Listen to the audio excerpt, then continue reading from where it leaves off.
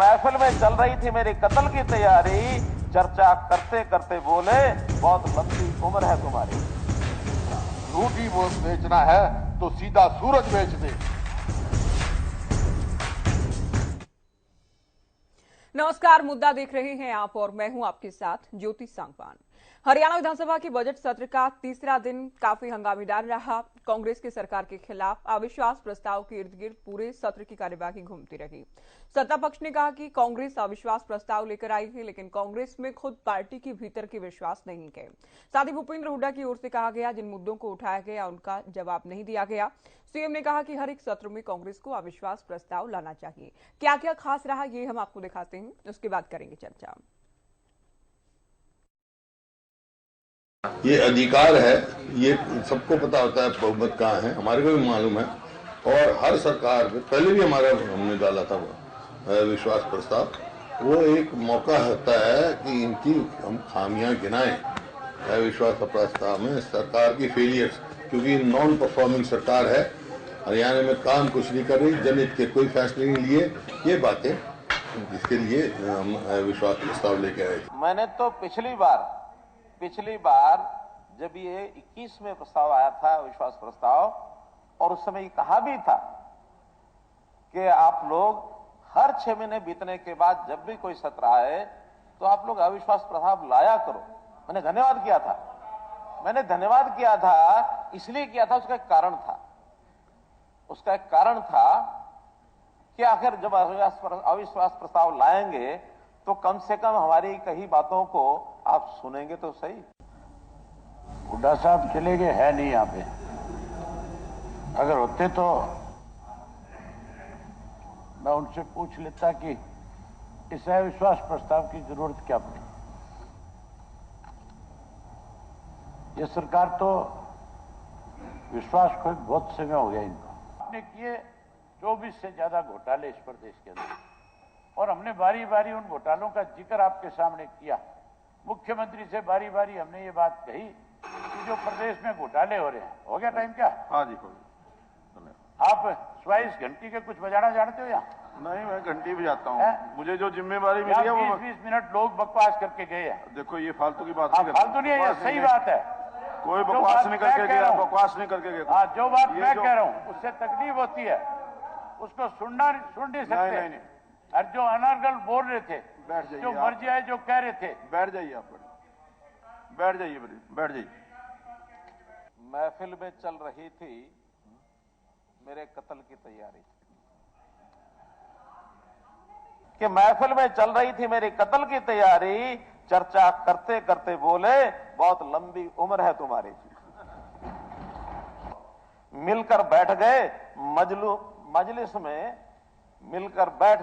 मजलिस में जुगनू सारे, और ऐलान हुआ कि सूरज को बदला जाएगा। तो इस प्रकार का मुझे खुशी है इस बात पर कि तुम्हें एतबार नहीं मुझ पर। मुझे खुशी है इस बात पर कि तुम्हें एतबार नहीं मुझ पर। हमें तो अपने अवाम के हर शख्स का ख्याल है, तुम्हें अपने परिवार से मतलब है बस। और मलाल ये है कि मुझे हर गरीब का ख्याल है, सियासत की रंगत में तू ना डूब इतना कि जनता का दर्द भी नजर ना आए। अरे जरा सा याद कर लो अपनी जुबान को, अगर तुम्हें आपसी अपनी जुबान का कहाँ याद आ जाए। ख्वाहिशों के बोझ से बशर तू क्या क्या कर रहा है, इतना तो जीना भी नहीं जितना तू मर रहा है। कायनात की मूरत बेच देते हैं, जन्नत की सूरत बेच देते हैं। अरे ये बल्ब ट्यूबलाइट बेचने से क्या होगा, झूठी वो बेचना है तो सीधा सूरज बेच दे। 1000 बिजली गिरे, लाख आंधियां उठे, वो फूल खिलकर रहेंगे जो खिलने वाले हैं। बने हैं अहले हवस मुद्दई भी, मुंसिफ भी, किसे वकील करें किससे मुंसिफी चाहें। नहीं जम रहे आपके।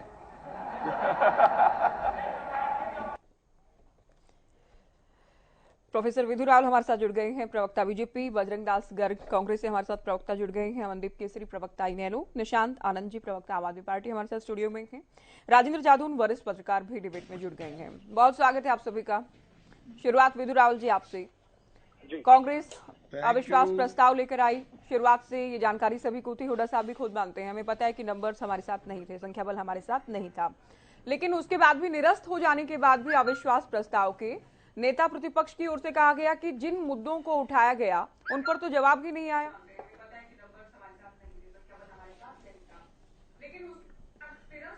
सभी दर्शकों को नमस्कार। हमारे जो साथी पैनलिस्ट हैं, कुछ विश्वास वाले कुछ अविश्वास वाले, उन सब भाइयों को भी नमस्ते। देखिए, ये कहना भूपेंद्र सिंह हुड्डा का कि जवाब नहीं आया, मुझे लगता है कि जवाब सुनने के लिए तो थे ही नहीं। किस प्रकार से उन्होंने वॉकआउट स्टेज किया, अपने आप जो है इसमें बहुत हद तक चीजें क्लियर हो जाती हैं।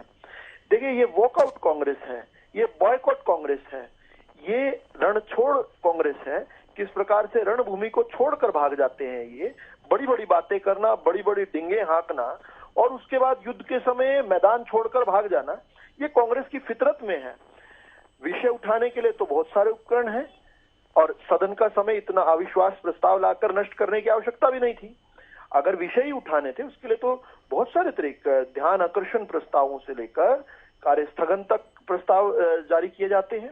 इसके अलावा सदन के अंदर हमने तो बहुत अवसर भी जो है बढ़ाए हैं माननीय विधायकों के कि वो प्रश्न उठाएं।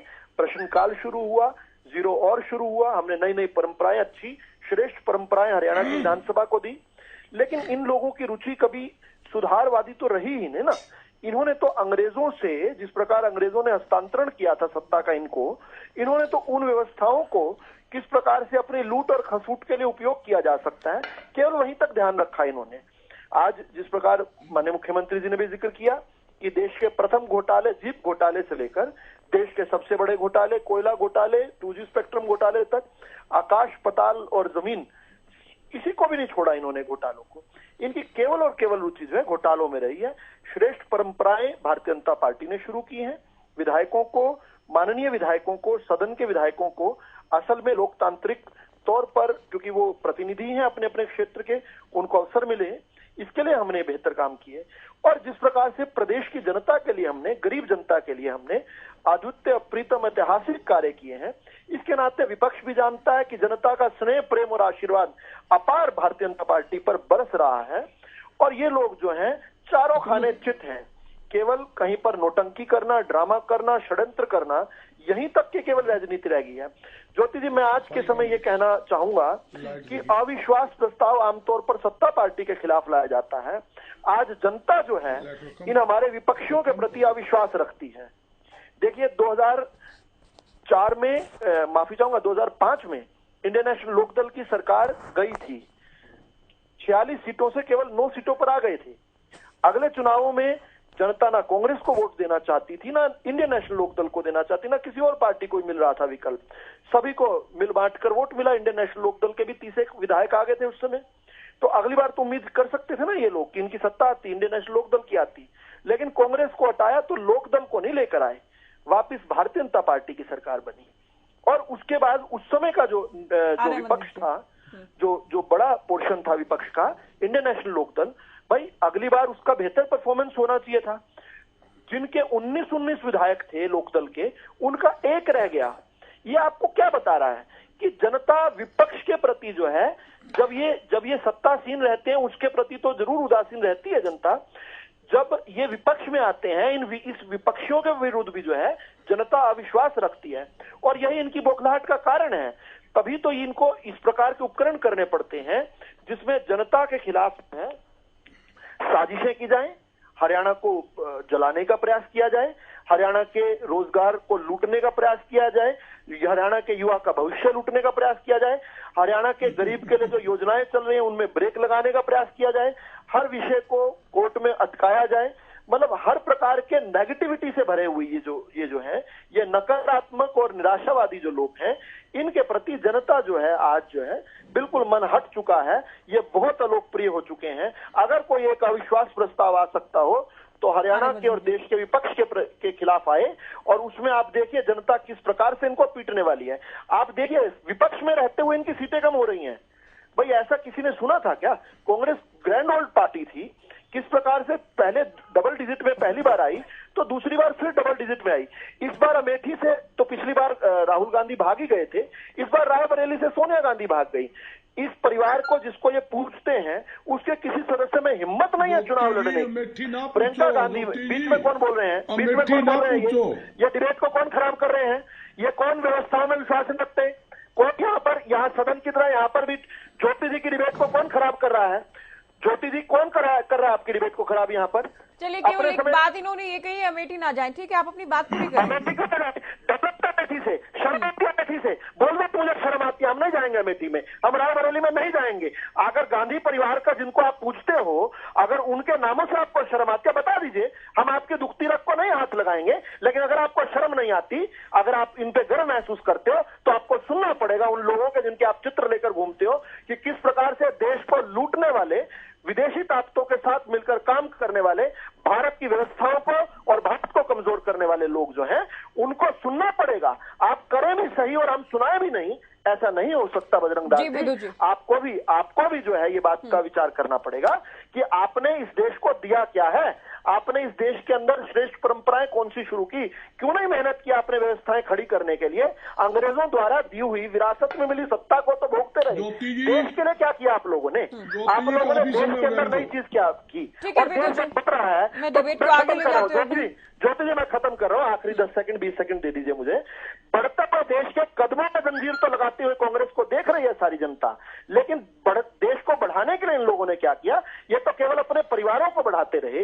बढ़ते हुए भारत क्यों चुभता है? देश की सेना से लेकर देश की हर एजेंसी के खिलाफ ये लोग खड़े हैं, बढ़ते हुए भारत के खिलाफ खड़े हैं, बढ़ते हुए भारत के कदम गिनते हुए उनको रोकने का प्रयास करते हैं, बेड़ियां जकड़ते हैं। जनता इनको माफ नहीं करेगी। केसरी जी, आप भी कुछ कहना चाह रहे हैं? आपसे पहले मैं कांग्रेस को जोड़ लेती हूँ चर्चा में। बजरंग जी काफी देर से इंतजार कर रहे हैं। आज क्या हासिल रहा अविश्वास प्रस्ताव का? जिस वक्त काउंटिंग थी उस वक्त भी आप लोग वॉकआउट कर गए, फिर उसके बाद कहते हैं हमें तो पता ही था संख्या बल हमारे साथ नहीं है। इसमें सीएम साहब तो ये कहते हैं आप लोग हर सेशन में लेकर आए अविश्वास प्रस्ताव, आप लोगों का अधिकार के। विदु जी कह रहे हैं केवल ढकोसला था, समय बर्बादी का। बोले ज्योति जी, समय बर्बाद उनका होता है जिनके पल्ले कुछ नहीं होता। आज देखिए 5 बजे तक विधानसभा सेशन का टाइम था और विधानसभा कितने बजे तक चली आपने भी देखा। जहां तक की स्थिति है, प्रदेश की जनता क्या चाहती है, विधानसभा में मुद्दे क्या उठे आपके सामने है। प्रदेश की जनता भारतीय जनता पार्टी भ्रष्ट सरकार से मुक्ति चाहती है, तानाशाही सरकार से मुक्ति चाहती है। और जिस प्रकार जो मुद्दे लेकर विधानसभा के अंदर अविश्वास प्रस्ताव कांग्रेस पार्टी लेकर आई थी, उन मुद्दे पर चर्चा ही नहीं करते ये लोग। हमने मुद्दे 3-4 मुद्दे लिए, बेरोजगारी का, महंगाई का, खराब कानून व्यवस्था का। किस मुद्दे पे? मुद्दा साहब ने बार बार कहा, जहां तक कि आपके सामने ये कहते हमने बहुत कर दिया, पर देश में क्या किया? देश में जो हमने किया, देश के विकास में, देश के आजादी में सबसे ज्यादा योगदान अगर किसी का है वो कांग्रेस पार्टी है। चुप कराओ, जो इसको नोट करो, इन्होंने एक वाक्य बोला, मैंने टोका इनको, अभी सुन रहे हैं। पढ़ के आए हैं। नहीं, आप केवल मुद्दे पर बात कीजिए, मुद्दे पर बात कीजिए। आप मैं खुद करा लूंगी, मैं बैठी हूँ यहाँ पर। मुद्दे की बात कर रहा हूँ मैं, ज्योति जी मुद्दे पर बात कर रहा हूँ मैं। इनकी तरह बकवास नहीं करता 7-7 मिनट। तो मुद्दे की बात छोड़ के कांग्रेस पार्टी वो हो गया, वो हो गया, ये जो चुप रखो, ये सुनिए, इन्हें चुप करा, नोट कराओ, इनको ज्योति नोट कराओ। ये शांत हो गए, आपकी बात को सुन रहे हैं, आप क्यों ये बकवास जैसे शब्दों का इस्तेमाल कर रहे हैं बजरंग जी? मैं यार दो 3 बार तो टोक लिया बीच में। ये एक बार टोकने से शांत हो गए थे कि नहीं हो गए थे? आप बताइए। क्या इन्होंने क्या किया? सुनो, इन्होंने क्या कहा? इन्होंने कहा देश के अंदर क्या किया। मैं बताना चाहता हूं, देश के अंदर जिस काली स्कूल में ये लोग पढ़काए हैं, नरेंद्र मोदी पढ़काया, अमित शाह पढ़काया, वो स्कूल कॉलेज कांग्रेस की देन है। जो इन्होंने एयरपोर्ट बेचे, रेलवे स्टेशन बेचा, बीएसएनएल बेचा, एलआईसी बेची, वो सारी कांग्रेस की देन है। ये सारी कांग्रेस की देन है। मेरे साथी को बताओ इन्होंने क्या किया। इन्होंने सरकारी स्कूल बंद कर दिए, वो कांग्रेस की देन थी। आज स्कूलों के अंदर टीचर नहीं है, स्टाफ नहीं है, हॉस्पिटलों में मूलभूत सुविधा नहीं है। मुख्यमंत्री जी कहते हैं हमने भ्रष्टाचार खत्म कर दिया, पर्ची पर्ची बंद कर दी। अरे टेचियों में आप मान लेते हो, विश्वास की बात को विधानसभा हम देखो, आपके सामने गौतम कहता है तू इस्तीफा दे दे। गौतम वो उसको अपने उप मुख्यमंत्री जी को, दुर्सन जी का तू इस्तीफा दे दे। विश्वास तो इनके अंदर है, सरकार के अंदर है। और भ्रष्टाचार का आरोप किसने लगाया? गौतम ने खुला आरोप विधानसभा के अंदर लगाया। आपके चैनल में बार बार दिखाया, भी देख लो आपके सामने। मैं यही बताना चाहता हूं, जो भ्रष्टाचार का रिकॉर्ड 70 साल के अंदर भारतीय जनता पार्टी ने तोड़ा है, कोई नहीं तोड़ सकता। भ्रष्टाचार के अंदर हरियाणा नंबर 1, बेरोजगारी में नंबर 1, क्राइम के अंदर नंबर 1। और मैं आंकड़े देता हूं ज्योति जी, कोरोना के अंदर लोग मर रहे थे, अरबों रुपए की रजिस्ट्री करवा दी, जिसकी एफआईआर दर्ज इनके सरकार के अंदर हुई है। 4 साल होने आगे, आज तक असली आरोपी नहीं पकड़ा गया। किसके पास महकमा था? मतलब शराब की खोज थी, पुलिस कस्टडी में शराब इन्होंने बेच दी। फरीदाबाद में 200 करोड़ का घोटाला इन्होंने कर दिया। खनन के अंदर आदमी मर गए, खनन घोटाला इनके राज में। धान जो सारे इनके एफआईआर दर्ज इनके राज में। मैं पूछना चाहता हूं, आज तक इतने साल होने के बावजूद कौन सा मुख्य आरोपी आपने पकड़ा? नाम बता दो भी, हम उसको मुख्य आरोपी पकड़ लाए, उस पर हमने कार्रवाई कर ली, उससे हमने रिकवरी कर ली। ये कहते भी हमने भ्रष्टाचार खत्म कर दिया। अच्छा एक बात और लो, सारा मैं हरियाणा की बात करता हूं, कोई भी ऐसा महकमा नहीं जहां बिना रिश्वत लिए इनके राज के अंदर काम होता हो। ये कहते हैं हम किसान हितैषी है, किसान की बात की। भाई हमारी गारंटी क्या गारंटी? 750 किसान आपके राज में शहीद हो गए। 3 किसान ईवी 10 दिन के अंदर पंजाब के बॉर्डर के ऊपर शहीद हो गए। आपके सामने है, जहां स्थिति कहते हैं किसानों पर लाठीचार्ज आपने की, गोले आपने दाबे, आंसू गैस के, मतलब पानी की बिछोरे आपने फेंकी, और पूरा मतलब खाइया खोद दी। और ज्योति जी एक नई बात बताता हूं, आप देखिए चंबे की बात है, यानी कि दिल्ली से पंजाब 250 किलोमीटर ज्यादा है, और सरकार कहती है हम पंजाब पार करने नहीं देंगे। कोई दिल्ली पे कोई आदमी नहीं। फिर दिल्ली के बॉर्डर सील क्यों? सोनीपत से दिल्ली बंद क्यों?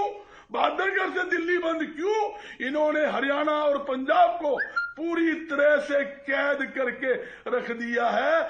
ऐसी स्थिति हरियाणा के अंदर बना दी है, एक हिंदुस्तान पाकिस्तान बना दिया, चीन बना दिया। ऐसी स्थिति देश के अंदर पैदा कर दी। आज भी प्रधानमंत्री जी किसान के लिए अपील कर रहे थे। यही तो प्रधानमंत्री नरेंद्र मोदी जी है जो 13.5 महीने आंदोलन चला, किसान मरे। उस टाइम प्रधानमंत्री जी खुद कहा भाई कमी रहेगी, मैं समझाने में हमारी कमी रहेगी, मैं नहीं समझा पाया।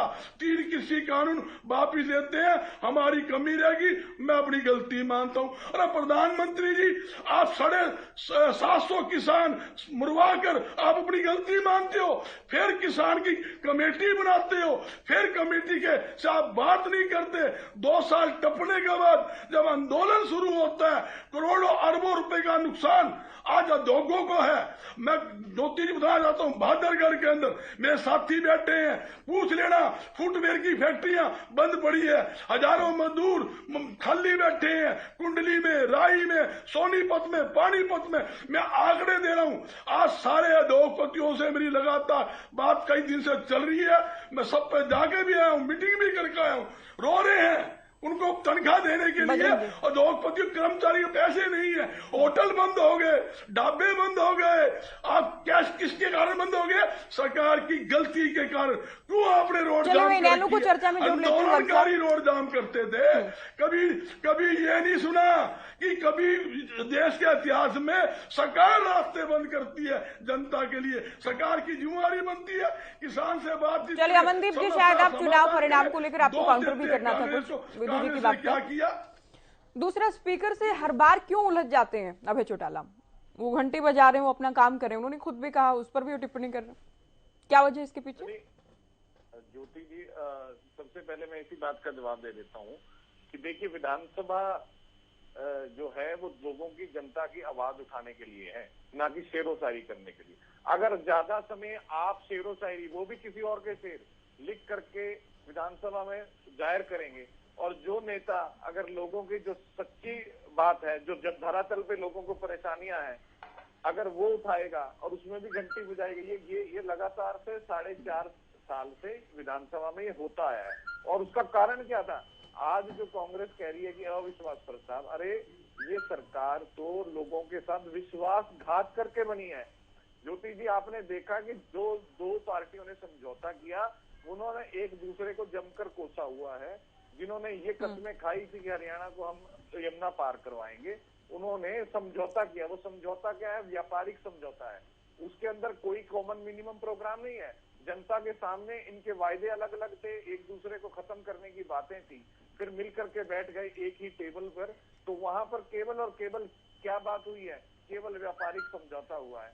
पिछले अविश्वास प्रस्ताव के अंदर भी और इसमें भी ये बात बिल्कुल सही कह रहे थे साथी प्रवक्ता कि खुद जो है सरकार के विधायक जिन्होंने समर्थन दिया हुआ है, उन्होंने अपने भाषणों में अविश्वास जाहिर किया है। और जनता के सामने ये जो लोग हैं, बिना सिक्योरिटी के आज कहीं जनसंवाद नहीं कर सकते, बिना बैरिकेडिंग के आज कहीं जनसंवाद में नहीं जा सकते। आपने हालात देखी है कि ये जो गठबंधन की, ठगबंधन की सरकार है, ये विश्वास खो चुकी है। मेरे भाजपा के साथी बड़े ही तर्कहीन अपने जवाब दे रहे थे। वो डाटा गिनवाने लगे और उसमें उलझ गए कि जब विपक्ष की सीटें आती हैं तो अगले विधानसभा, अरे भाई साहब, इंडियन नेशनल लोकदल की 9 से 32 हुई थी, आपका क्या हुआ था? आपकी 6 से 2 हुई, 2 से 4 हुई। और ये लोग जो 4 से अगर वो सत्ता में आ गए हैं, वो हमें बताते हैं कि सत्ता में नहीं आएंगे।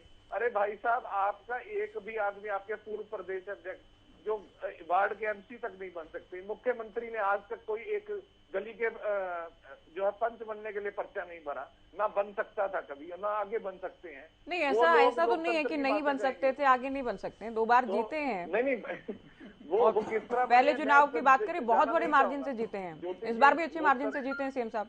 ज्योति जी, लोकतंत्र में आप ये तो किसी के लिए कह ही नहीं सकते कि कोई बन नहीं सकता है। ये तो जनता को डिसाइड करना है ना केसरी साहब। जनता को डिसाइड करना है, मैं जनता पे ही छोड़ता हूँ। लेकिन लोकतंत्र में, संविधान में ये है कि चुने हुए विधायकों को असल में पता है होना चाहिए जो वो अपने नेता का चुनाव करेंगे। उनको नहीं पता कि कौन नेता बनेगा। ये लोकतंत्र की हत्या नहीं है। और लोकतंत्र की जो जवाबदेही है लोकतंत्र में किस तरह से होना चाहिए। जो लोग कह रहे हैं कि हम बन सकते हैं, सुप्रीम कोर्ट के आपने अभी जरूर फैसले पड़े होंगे कि किस प्रकार से भारतीय जनता पार्टी के मुंह पर तमाचा मारा है। ये लोग लोगों की आवाज को दबाना चाहते हैं। ये लोग तानाशाह लोग हैं।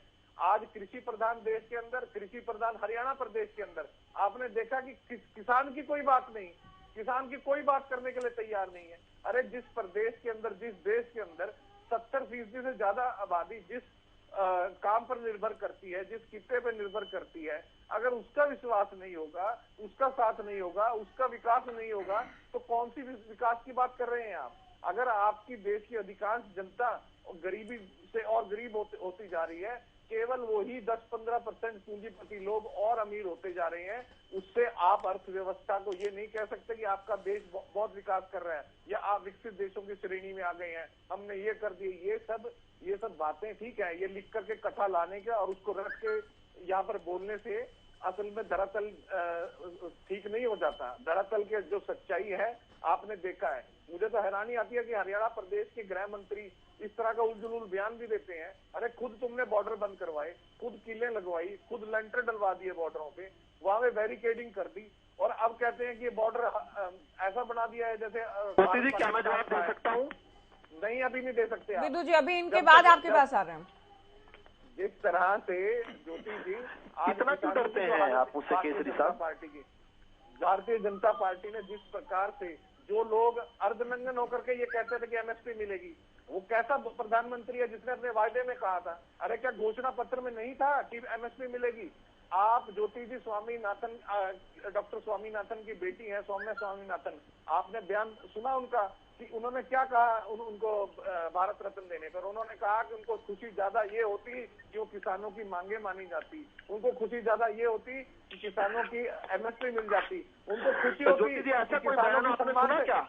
स्वामीनाथन व्यक्तिगत रूप से मिला हूँ दिल्ली में। देश के किसान है, ये क्रिमिनल नहीं है, ये देश के किसान है। कह रहे हैं ये कैसे किसी का कोट कर सकते हैं ज्योति जी?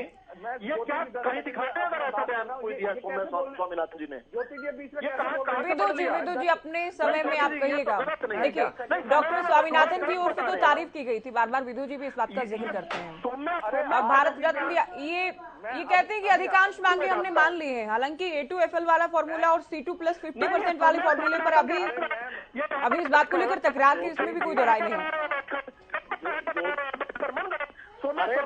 आपकी इतनी ऑडियो भी ब्रेक हो रही है। और विदु जी आप मत बोलें बीच में, इनका टाइम जैसे ही होता है आपको काउंटर में जो कहना आप कहिएगा।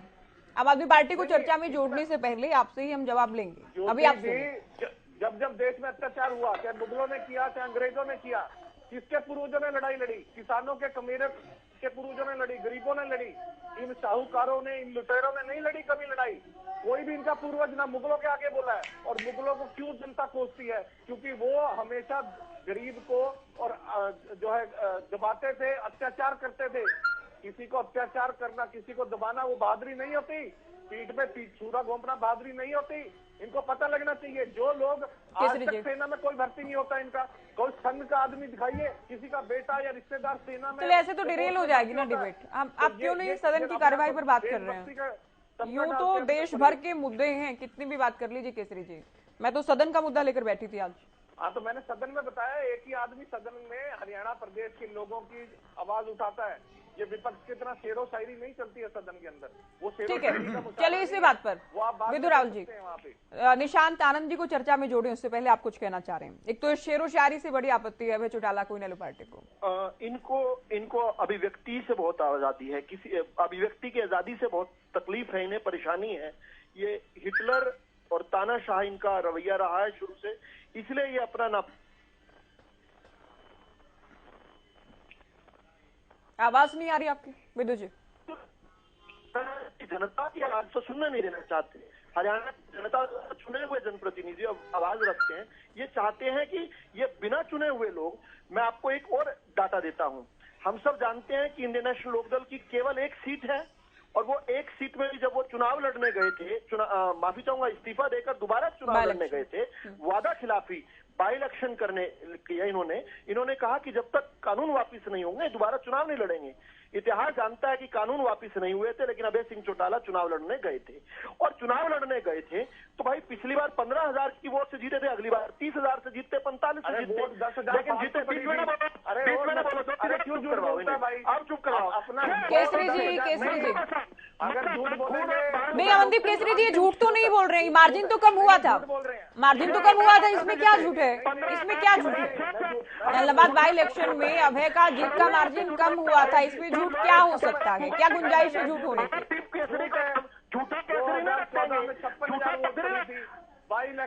ये वोट के, ये जीत और हार के मार्जिन की बात कर रहे हैं, जीत के अंतर की बात कर रहे हैं, जीत के अंतर की बात हो रही है यहाँ पर।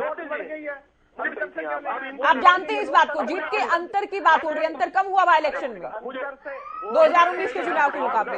आप भी अब बीच में मत बोलिए केसरी जी, आपको भी आपत्ति थी। मैंने विदु जी को भी रोका था, आपके समय में बात कर रहे थे तब। मार्जिन इसलिए कम हुआ कि कांग्रेस भूपेंद्र हुड्डा। चलिए, किस लिए कम हुआ इस पर तो हम बहुत बार बहस कर चुके हैं। इनको अपनी बात कहने दीजिए। केसरी जी की ऑडियो डाउन कीजिए, जो भी दूसरों के समय में बोले उनको म्यूट कीजिए। बोलिए विधु जी। चलिए, आपकी आवाज नहीं मिल रही। निशांत आनंद जी, केसरी जी अभी म्यूट है, आप मत बोलें। हालांकि बार बार जब भी हम आम आदमी पार्टी से बात करते हैं, जाहिर आप लोगों का विधायक नहीं है तो आप लोग सत्र की कार्यवाही को लेकर हालांकि आप लोग बार बार सवाल भी उठाते हैं। तीसरा दिन रहा, अविश्वास प्रस्ताव कांग्रेस लेकर आई और कई मुद्दों की गूंज इस दौरान देखी गई, क्या कहेंगे? सभी को मेरा नमस्कार। देखिए, सबसे पहले मेरे कुछ सवाल हैं इस हरियाणा सरकार से। जो 9 सालों के बजट में इन्होंने वादे करे, उसकी एक फेहरिस्त है जो मैं लेके आया हूं कि पिछले 5 सालों में कितने IT park, mega recycling plot, कितनी फैक्ट्री बनी, 2019 से 2024 तक कितने MSME स्थापित हुए और कितने लोगों को रोजगार मिला। हरियाणा कौशल रोजगार जो लिमिटेड इनके माध्यम से पिछले साल अप्रैल से लेकर अभी तक कितने युवाओं को रोजगार मिला, कितने युवाओं की ज्वाइनिंग हुई। इस समय मौजूदा जो सरकार है वो महंगाई, भ्रष्टाचार और बेरोजगारी सिर्फ उसने हरियाणा को दी है। इस समय की सरकार एक तानाशाही सरकार है, एक ED की सरकार है, एक CBI की सरकार है, एक इनकम टैक्स की सरकार है, किसान विरोधी सरकार है, युवा विरोधी सरकार है, मजदूर विरोधी सरकार है, व्यापार विरोधी सरकार है। और हम अविश्वास प्रस्ताव को आम आदमी पार्टी पूरा समर्थन करती है। हम चाहते हैं कि जो विपक्ष है वो टैक्स और कंटेक्स पे बात करे हरियाणा सरकार से और उनसे उनकी बातों के जवाब ले। हरियाणा सरकार ने अपने बजट में पिछले 9 सालों में कई बार कहा कि हम कॉरिडोर बनवाएंगे, रोड्स बनवाएंगे, एक्सप्रेसवे बनवाएंगे। बहादुरगढ़, खेतल, कहीं पर भी कोई उन्होंने काम नहीं किया। खट्टर साहब ने पिछले साल कहा कि हम 60,000 नौकरी देंगे, 1 साल के अंदर उन्होंने 1000 लोगों को नौकरी नहीं दी।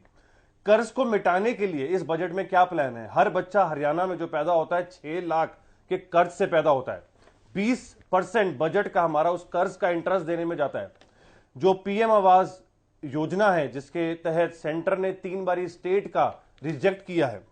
हरियाणा का बजट इस बारी 10% के आसपास है एजुकेशन का, जो पहले 14% था। आम आदमी पार्टी ने दिल्ली में 24% बजट रखा हुआ है और पंजाब में 300% बजट बढ़ा है एजुकेशन के ऊपर। दूसरी बात, जब राजस्थान में चुनाव होता है तो कहते हैं कि MSP 2900 करेंगे, हरियाणा में 2275 कर रखी है। इस बार हरियाणा सरकार को अपने एजुकेशन, स्वास्थ्य, इस सब पे उन्होंने 9 साल में क्या काम किया इसका जवाब देना है। जहां तक बात रही मैम इस समय मौजूदा हरियाणा सरकार और देश की स्थिति जो युवा की है, किसान की है, जो हर एक इंसान की है जो इस सरकार से परेशान है, उसके लिए मैं कुछ बातें कहना चाहूंगा। जिस तरीके से आजकल विधानसभा के सत्र में सब शेरो शायरी कर रहे हैं, मैंने भी कुछ लाइनें आज के लिए लिखी हैं। तुम रात लिखो हम चांद लिखेंगे, तुम जेल में डालो हम दीवार फांद लिखेंगे, तुम FIR लिखो हम है तैयार लिखेंगे, हम है कत्ल, तुम हमें कत्ल कर दो हम बन के भूत लिखेंगे, तुम्हारे कत्ल की सारी सबूत लिखेंगे, तुम अदालतों से बैठकर चुटकुले लिखो, हम सड़कों की दीवारों पे इंसाफ लिखेंगे, बहरे भी सुन ले हम इतना जोर से बोलेंगे, अंधे भी पढ़ ले इतना साफ लिखेंगे, तुम काला कमल खिलाओ हम लाल गुलाब लिखेंगे, तुम जमीन पे जुल्म लिख दो आसमां पे इनकलाब लिखा जाएगा। तो इस समय की मौजूदा सरकार ने हरियाणा प्रदेश के लिए कोई काम नहीं किया। इस समय शिक्षा विभाग में 71,000 पद खाली हैं, पुलिस विभाग में 21,000 पद खाली हैं, परिवहन विभाग में 9,000, पशुपालन में 5,000। हरियाणा सरकार ने कोई काम नहीं किया। और जो इस समय युवा और किसानों के साथ जो एक देश का नारा था जय जवान जय किसान, आज किसान को ये आंसू बम के बॉर्डर पे सीमेंट लगा रहे हैं। अगर आपने कल सुना हो पंजाब हाई कोर्ट इनसे पूछे कि इनको किसने हक दिया सीमेंटिंग करने का, किसने हक दिया इनको किसानों को रोकने का। सड़क पे जाम सबसे पहले इस सरकार ने लगाया, सबसे पहले बैरिकेड सरकार ने लगाए। MSP की 37 से 38 मीटिंग हो चुकी है लेकिन आज तक किसी की डिटेल बाहर नहीं आई। किसान क्या चाहता है? C2+50 का फॉर्मूला लागू हो। C2 क्या है मैं दर्शकों को बताना चाहता हूं।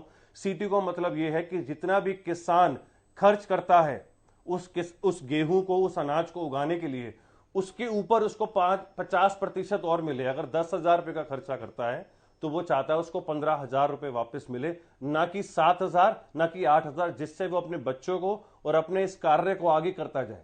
जिन लोगों ने हमारी आजादी में सबसे ज्यादा हमारा साथ दिया, उन्हीं लोगों को सबसे ज्यादा ये मौजूदा सरकार परेशान कर रही है।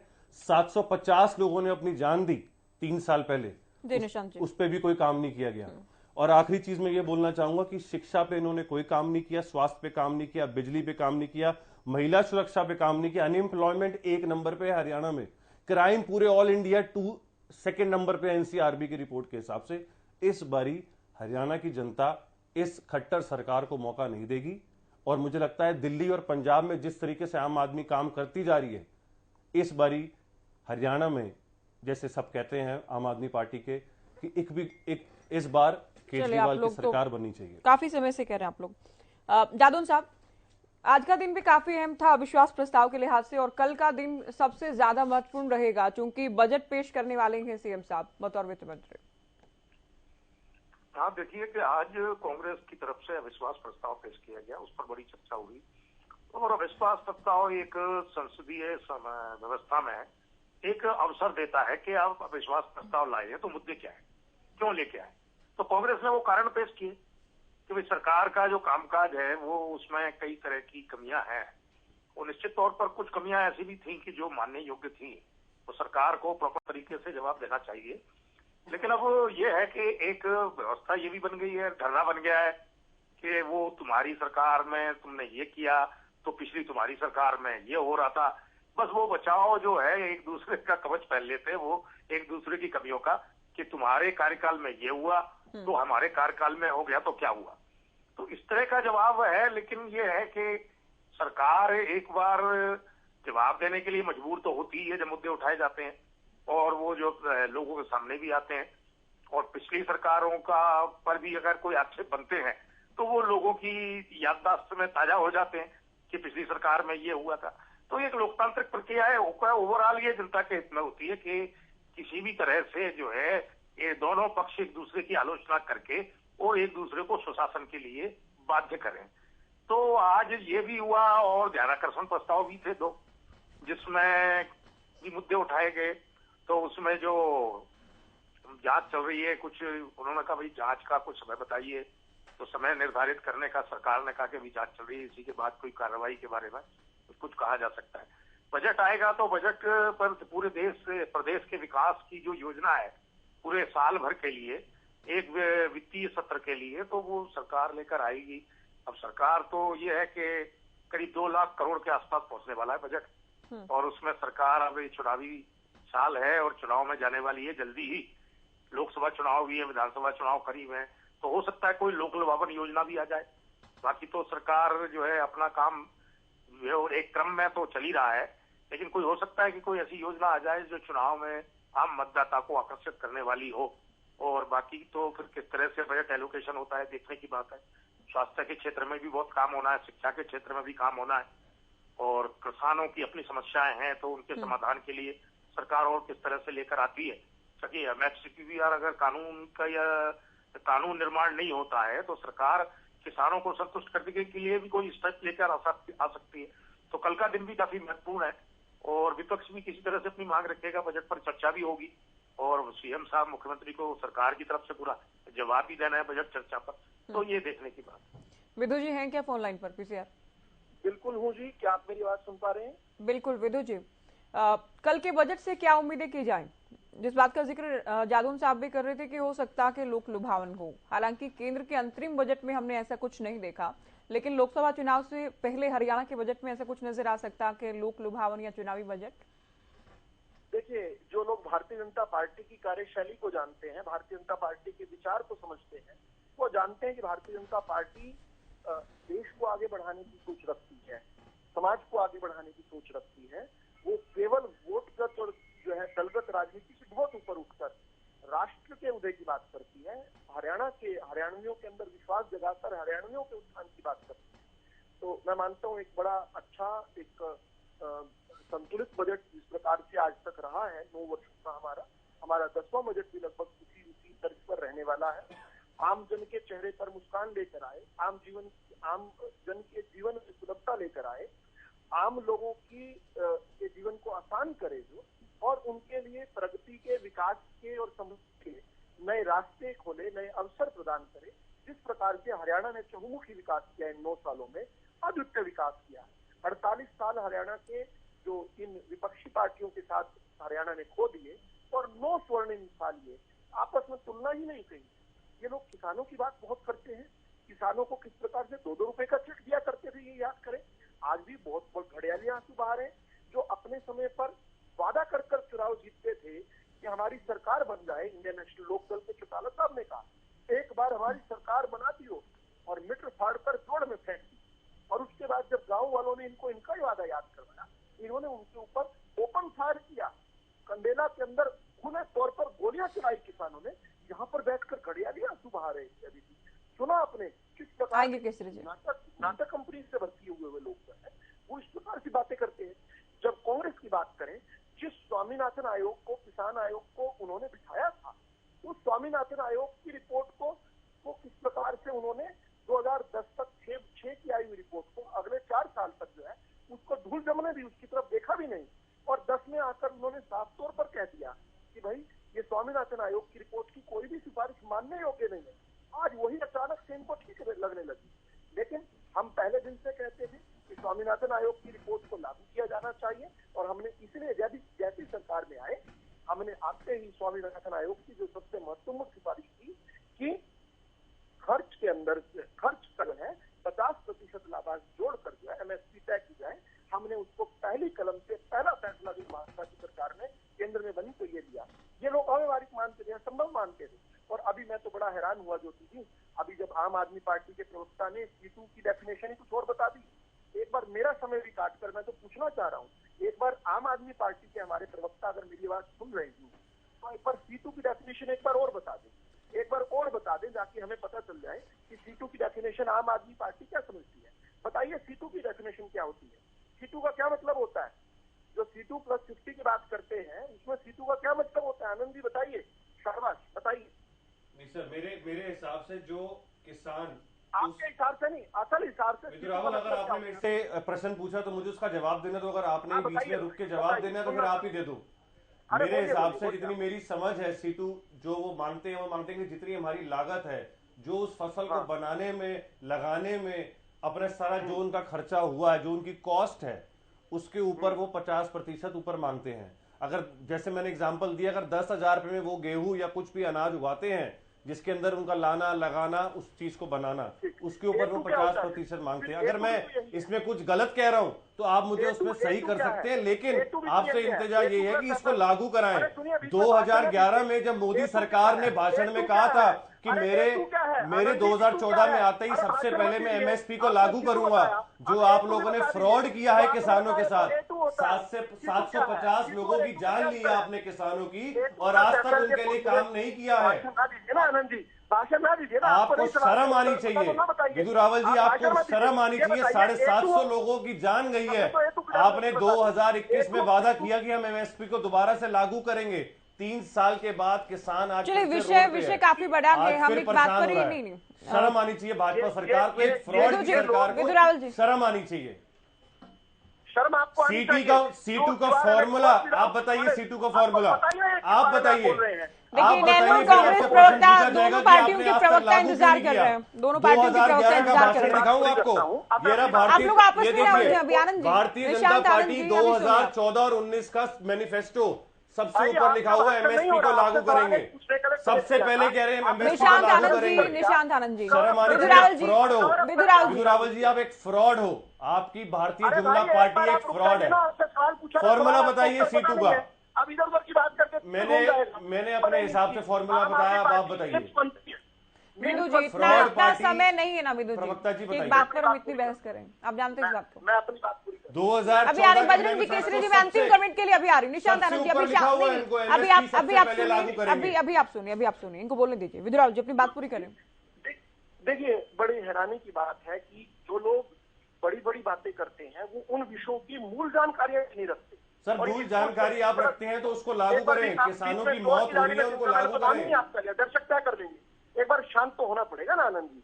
कोई बात नहीं, जानकारी ना होना कोई बुरी बात नहीं है। जानकारी ना होना बुरी बात, कोई बुरी बात नहीं। अगर जानकारी नहीं है किसी को तो कोई बुरी बात नहीं है। जिनको जानकारी है उन्होंने क्या किया, आपको जानकारी है आपकी पार्टी ने क्या किया, जुमला पार्टी ने क्या किया। आनंद जी, आप बीच में मत बोले। ज्योति जी, मैं जजमेंट नहीं दे रहा हूँ। इन्होंने जो डेफिनेशन दी, अगर वो ठीक है तो इसकी दर्शक तय कर लें। अगर ये इनको A2 का और C2 का फर्क नहीं पता तो क्या कर सकते हैं? A2 + FL के तौर पर हम MSP दे रहे हैं, और ये हमने वादा किया था और वो कर रहे हैं। दूसरी बात, कांग्रेस की सरकार ने 2010 में मनमोहन सिंह जी ने कहा था कि हम 2016 तक आते आते एमएसपी को खत्म कर देंगे।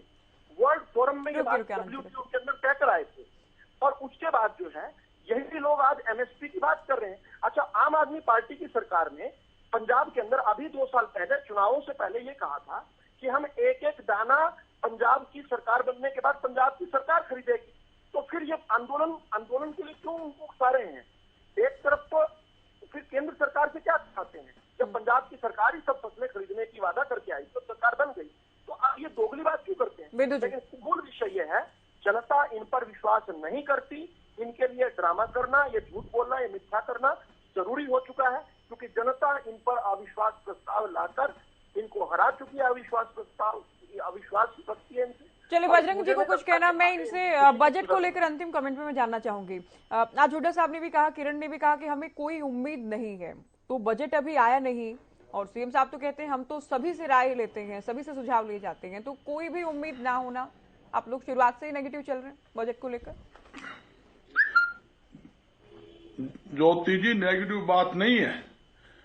इस सरकार के बारे में सबने पता है। जब से 9.25 साल से इस सरकार के बनने होगी, 9.25 साल के अंदर 1 रुपए की भी रियायत इन्होंने नहीं दी। जनता के ऊपर नए नए टैक्स लगाकर, टैक्सों में बढ़ोतरी करके जनता की जेबों में डाका डालने का काम किया है। या इनको चुप कराओ ज्योति जी, ये 8 मिनट बोल चुके, 8 मिनट लोग बोल चुके। या तो हमको बिठाए ना करो ज्योति, इनको बिठा लो। मैं तो बार बार कहती हूँ, अब एक एक बात को अगर काउंटर करते रहें, दर्शकों को डिसाइड करने दीजिए ना कि पैसे की रियायत दी है या फिर नहीं है। और ये तो शुरुआत से ही नकार रहे हैं। मैं तो पहले ही कह रही हूँ कि बजट अभी आया नहीं, अभी से तो नेगेटिव है ना। मैं तो खुद इस बात को कह रही हूँ। मैंने सवाल ही इसी बात का पूछा कि आप लोग ये रवैया लेकर चल रहे हैं। ज्योति जी, मैं आपको बताना चाहता हूं, ये वो सरकार है, इन्होंने पेट्रोल डीजल के ऊपर वेट कर बढ़ाकर जनता की जेबों में डाका डालना पड़ा। जब से देश आजाद हुआ तब से अब तक कपड़े पर, चीनी पर, यहाँ तक दूध पर, दही पर, लस्सी पर, खाद पर टैक्स नहीं था, उन पर से टैक्स लगाया। जो सब्जी फल के ऊपर मार्केट फीस HRDF नहीं थी, उन्होंने उनको ऊपर टैक्स लगाकर गरीबों का मुंह का निवाला छीनने का काम किया।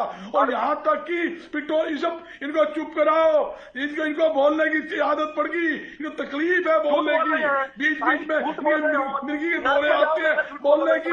मैं झूठ नहीं, एक बात की झूठ हो, अभी इनका अंतिम कमेंट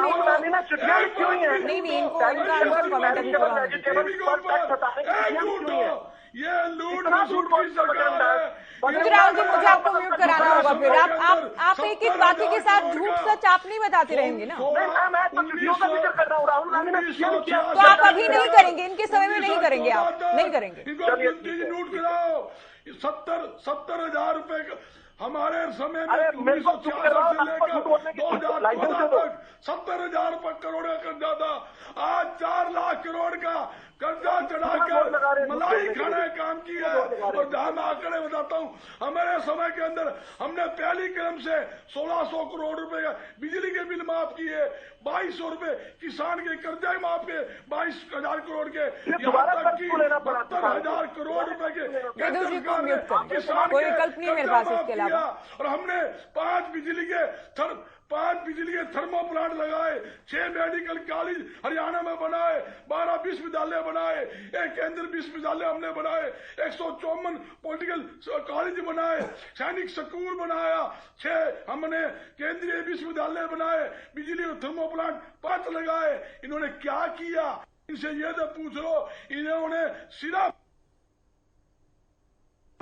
अच्छा इनसे एक बात पूछ लो ज्योति जी, 1 रुपए की छूट 9.25 साल के अंदर इन्होंने किसी आइटम पे दी हो तो मैं आपके चैनल पे जिम्मेवार। और मैं आप चलिए, कल बजट को लेकर भी हम विस्तार से बात करेंगे। केसरी जी, कल पे टैक्स, ठीक है केसरी जी बोले। मैं बजट की बात ज्योति जी, ये आप ही तक आपने डिबेट सुनी, बार बार मेरे साथी प्रवक्ता ठीक बात कही उन्होंने। जितने भी तर्क दिए उन्होंने तर्कहीन दिए, क्योंकि वो एक नाटक कंपनी से आते हैं। नहीं, आप ऐसे कमेंट मत करें ना केसरी जी, तो डिरेल करने वाली बात आपने पहले वाकई में कह दी। आप ज्योति जी नहीं रोकती, अगर वो यहाँ पे कोऑर्डिनेटर नहीं है, वो दूसरे प्रवक्ता को प्रोवोक कर रहे हैं कि आप बताएं। मैं पूछता हूं उनसे कि एक एकड़ में धान की कितनी फसल होती है, वो बता दें। 25 से 30 क्विंटल की एवरेज है, लेकिन सरकारी कागजों में 75 क्विंटल सरकार ने खरीद ली, उसको धान घोटाला बोलते हैं। वो नहीं पता इनको क्या, जो काम करने के वो नहीं पता, वही चीज खराब करनी है, जनता का समय खराब करना है, आपके चैनलों का समय खराब करना है, तर्कहीन जवाब देने हैं। अभी ये कह रहे थे कि ऐलनाबाद में मार्जिन कम हुआ, मार्जिन कम का मतलब लोगों ने कम विश्वास किया। अरे मैं चैलेंज कर रहा हूँ आपको माध्यम से चैलेंज कर रहा हूँ। 2019 के अंदर 56,000 वोट पड़े थे, तो 2021 के अंदर 66,000 वोट पड़े हैं। मार्जिन क्या है? मार्जिन क्या है? जीत का अंतर, जीत और हार का अंतर कम हुआ। सुन लीजिए, जीत और हार का अंतर कम हुआ केसरी जी, इस बात को कैसे डिनाई करेंगे आप? तो अगली बात, जिस मुद्दे को लेकर रिजाइन दिया गया, विधायक पद से इस्तीफा दिया गया, अरे कांग्रेस उसी मुद्दे के जिंदा रहते हुए बाई इलेक्शन में फिर से उतरे अब है। जीत और हार का मार्जिन कम हुआ, इस बात को कैसे इनकार करेंगे? मैं बता रहा हूँ कैसे इनकार करूंगा। अरे कांग्रेस की अगली बात क्यों नहीं बताते आप? कांग्रेस की वोट कहाँ चली गई? अगर दो पार्टियों की वोट प्लस हो जाएगी तो मार्जिन अपने आप कम हो जाएगा। कांग्रेस कहाँ चली गई? आपने बताया नहीं कि आपने, अगर आप किसी को कंपेयर कर रहे हैं, पानी को पानी के साथ कंपेयर करें, कोल्ड ड्रिंक को कोल्ड ड्रिंक के साथ करें। आप हम तो पिछले चुनाव को बाई इलेक्शन से कर रहे हैं, बाकी गणित आप लगाते रहे केसरी जी, लेकिन आप इस बात को खारिज कर ही नहीं सकते कि मार्जिन कम नहीं हुआ। अरे अब किंतु परंतु कितना भी कर लीजिए, हुआ ना कम, हुआ कम। आप क्या इस बात को खारिज करती है कि वोट बढ़ी है कम? तो ये बात तो मैं खुद ही कह रही हूँ, जीत और हार का अंतर कम होना, ये क्या है? इस बात को लेकर हम बात कर रहे हैं ना, इस बात को लेकर कर रहे हैं। किंतु परंतु किसका वोट कहाँ गया, क्या हुआ, इस पर तो कितनी दिन रात बहस कर लीजिए आप। ये गणित आप लगाएं, आप पार्टी को डिफेंड कर रहे हैं, इसलिए आपको लगाना होगा, इसलिए क्योंकि बार बार हम इस बात को लेकर, इस मुद्दे को लेकर चर्चा कर चुके हैं, बार बार आप लोग डिनाई करते हैं। कांग्रेस के इस लिहाज से तो तीनों प्रदेशों के अंदर कांग्रेस ने भाजपा से ज्यादा वोट हासिल करी है, तो सरकार उनकी बननी चाहिए। आप लोकतंत्र के अंदर किस तरह की कैलकुलेशंस करती हैं? आप कैसे बता रहे हैं एक प्रत्याशी की, और 2019 में जो प्रत्याशी के उनके खिलाफ खड़ा हुआ था उसकी तो जमानत जब्त हुई है। आप किसको किससे कंपेयर कर रही हैं? ये कौन सा पैमाना? ये हो चुके हैं, इस मुद्दे को जितना समय दिया जाना चाहिए था केसरी जी दिया जा चुका है। बहुत बार बहस कर चुके हैं आप लोग इस मुद्दे को लेकर। दूसरी बात ये है कि जो आप बजट के ऊपर बात पूछना चाह रही हैं, नहीं आप कर ही नहीं रहे बजट पर बात। ये बात तो ये थी ना कि लोकप्रियता कितनी बढ़ी, जिस मुद्दे को लेकर इस्तीफा दिया उसी पर बाई इलेक्शन, जीत का अंतर कम हो गया, फिर आप करते हैं किंतु परंतु। निशांत आनंद जी बोलिए। अरे जब भूपेंद्र सिंह हुड्डा भाजपा के साथ जाके मिल गए, उन्होंने कहा कि कांडा मेरा दोस्त है, तो जीत अंतर तो अपने आप। केसरी जी मैं अंतिम कमेंट ले रही हूँ, अभी आप सुनिए अभी। विदु रावल जी ने बोला कि C2 का फॉर्मूला क्या है मुझे बताया, मैंने गूगल पे सर्च किया कि शायद मेरी कोई समझ कमी हो, तो उसमें सिंपल लिखा हुआ कॉम्प्रिहेंसिव। C2 पर ही अटक गए। नहीं, मेरे को लगा कि शायद मेरी जानकारी कम हो। Comprehensive cost of production plus 50% suggested by the farmer. अभी मैं ये बात कह रहा था कि इनका जो भारतीय जनता पार्टी का मैनिफेस्टो है, इनकी मैंने कमल महल से मंगाया था 2-3 दिन पहले, उसमें क्लियरली लिखा हुआ है कि किसानों को 50% लाभ निर्धारित किए जाने की पद्धति अपनाई जाएगी। उसके उत्पादन की डेफिनेशन के ना, फिर ठीक है मैम, मेरा दर्शकों को जमीन के नहीं देखिए, इसमें लेबर से, परिवार की लेबर से, अलग अलग, ये बहुत बारीकी से डेफिनेशन इनकी अलग है, आपकी अलग परिभाषा के। ये तो कहते हैं हमने तो मान लिया ना, तो इस पर तो कितनी भी बहस कीजिए, मैं कह रही हूँ ना। भारतीय जनता पार्टी चाहती तो 2021 में जो उन्होंने कमिटमेंट करी थी वो करके पूरा कर सकती थी। आज लोग अपनी जान देने के लिए फिर से लड़ाई करने बाहर नहीं निकलते। मेरा कहना सिर्फ यही है, लास्ट कुछ शब्दों में, सरकार वही अच्छी जो गरीबों की सुने, सोचे और उसके लिए काम करे। और मुझे लगता है हरियाणा की जनता इस बारी वोट टू सिलेक्ट और इलेक्ट के साथ साथ वोट टू पनिश भी करेगी इस भाजपा सरकार को, जिन्होंने सिर्फ जुमले दिए और लोगों को परेशान करा। आज युवा, किसान, कर्मचारी, हर एक इंसान हरियाणा के अंदर परेशान है। और मुझे लगता है कि दिल्ली और पंजाब में जिस तरीके से आम आदमी पार्टी काम करती जा रही है, आगे चल के आम आदमी पार्टी हरियाणा में अपनी नीतियां सब जगह पहुंचाएगी। और मुझे लगता है हरियाणा में इस बारी बदलाव होगा और भाजपा सरकार को इस बारी घर पे बिठाने का काम करेगी इंडिया गठबंधन, और विधानसभा में आम आदमी पार्टी पूरी जान से काम करेगी। विदु जी हैं क्या फोन लाइन पर? पीसीआर जादव जी, आखिरी कमेंट आपका कल के बजट को लेकर। देखिए, अब आज की चर्चा तो हो चुकी है, कल बजट पर ही चर्चा होगी। बजट आएगा तो जो एक्सपेक्टेशन है प्रदेश की कि विकास की गति किस तरह से तेज होनी चाहिए, क्योंकि ये सरकार ने 2 टर्म कर ली है। कई तरह के जो पहले टर्म से जो वादे चले आ रहे थे वो अभी तक पूरे नहीं हुए, आगे भी पूरे हो रहे हैं। आज भी जो है एम्स को लेकर ध्यानाकर्षण प्रस्ताव उठाया गया था, पढ़ा गया था सदन में, और उसमें ये मुद्दा उठाया गया था कि 2015 में सीएम ने घोषणा की थी, फिर इसके बाद जो है 2024 में 9 साल में तो उसका शिलान्यास हुआ। शिलान्यास। तो उसमें सारा ध्यानाकर्षण प्रस्ताव जो चिरंजीव राव जो कांग्रेस मेंबर हैं उन्होंने पेश किया था। उन्होंने पूछा है कि इसका निर्माण ओपीडी और क्लासेज तब तक शुरू हो जाएंगी, तो उन्होंने कोई टाइम नहीं दिया। उन्होंने कहा जी ये केंद्र सरकार की योजना है तभी चलेगा। और फिर दूसरा आया आयुष्मान कार्ड घोटाला के मृतकों के नाम पर आयुष्मान कार्ड बना के और उनका इलाज दिखा के पैसे हड़प लिए गए और लाखों का लगभग करोड़ों का इसमें घोटाला हो गया है। तो उसकी भी उन्होंने कहा जांच कब पूरी होगी, उसका भी कोई टाइम नहीं बताया। तो अब ये तो एक महत्वपूर्ण मुद्दे थे और को जो उठाने वाले थे सदस्य उन्होंने कहा कि हमारे पास इसके सबूत भी है। तो अब ये है कि सरकार को बजाय इसके कि पिछली कांग्रेस सरकार क्या करती थी, अरे भाई आप तो रामराज लाने की बात कर रहे हैं तो आप लेकर आइए और ये घोटाले नहीं होना चाहिए और समय पर जांच होकर कार्रवाई हो। तो कार्रवाई का दिखाई देना चाहिए किस तरह से हो रहा है। अब बजट आएगा तो देखिए बजट में किस तरह से विकास की गति को बढ़ाने के लिए किस तरह से एलोकेशन बंटवारा और आवंटन जो है वित्त विभाजन किस तरह से किया जाता है, ये बड़ी देखने की बात होगी। और चुनाव के मद्देनजर सरकार क्या करती है देखना है। चलिए, बहुत शुक्रिया आप सभी का डिबेट में जुड़ने के लिए। तो चर्चा विधानसभा के बजट सत्र की तीसरे दिन की कार्यवाही को लेकर की। इसी के साथ फिलहाल दीजिए इजाजत। नमस्कार।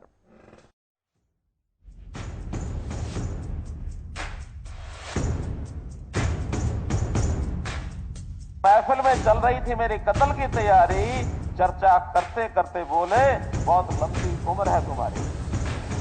रोटी बेचना है तो सीधा सूरज बेच दे।